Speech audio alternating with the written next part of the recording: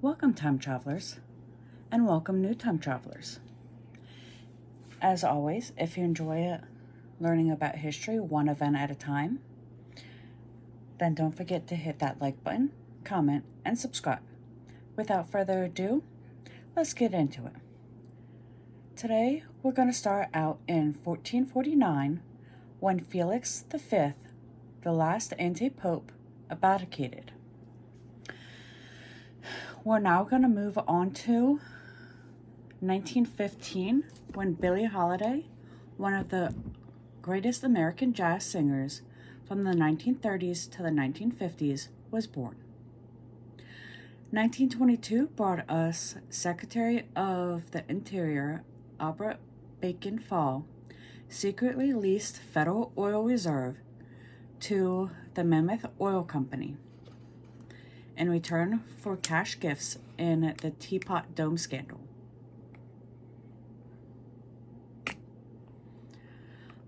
Just 5 years later, in 1927, when the first public demonstration of a one-way video phone occurred between Herbert Hoover, the U.S. Secretary of Commerce, in Washington, D.C., and officials of the American Telephone and Telegraph Company, AT&T, in New York. 1933 is when, some 8 months before Prohibition was repealed, low alcoholic beer became legal in the United States. The day subsequently was celebrated as National Beer Day. 1939 brought us two events. The first event is when Italian director Benito Mussolini made Albania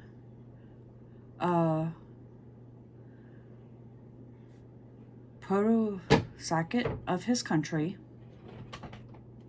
installing Italy's Victor Emmanuel III as king, while Albania king Zog I went into exile.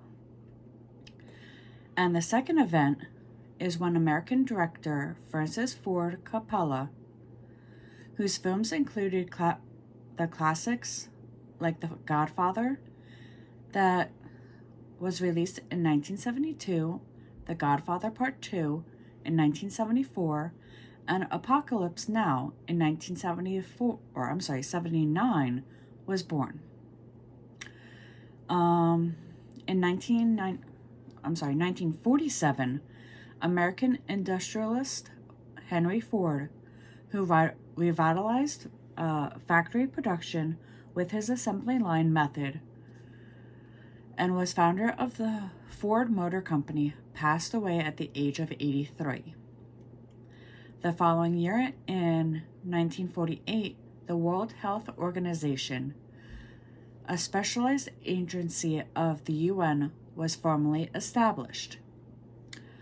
American professional golfer Jack Nicklaus, a dominating figure in world golf from the 1960s to the 1980s, and the winner of the 73 PGA Tour event in his career, won the Masters tournament at the age of 23 on this day in 1963. The next stop will be in 1997 when Jasari hit the fast ODI 50 off 17 balls v Pac Singapore. Moving on to 2001, when NASA launched the Mars Odyssey spacecraft, which reached Mars in October and transmitted photos and other data back to scientists on Earth. 4 years later, in 2005, hundreds of thousands of people gathered in Mexico City to protest the Festo, the strip stripping of immunity from post-section of Mexican City Mayor Andres Manuel Lopez Obrador by Mexico's legislature. And we'll cover more of that on the 23rd. 2007 brought us Israel making its third military strike in the Gaza Strip in 2 weeks. This one against militants believed to be planting a bomb. One of the militants dies in the airstrike. And finally, on this day in 2012, American television journalist Mike Wallace, who is noted for his aggressive, bruising style during interviews on the long-running TV news magazine program 60 Minutes, passed away at the age of 93. And with this, we return to 2024 and our current history. Until next time.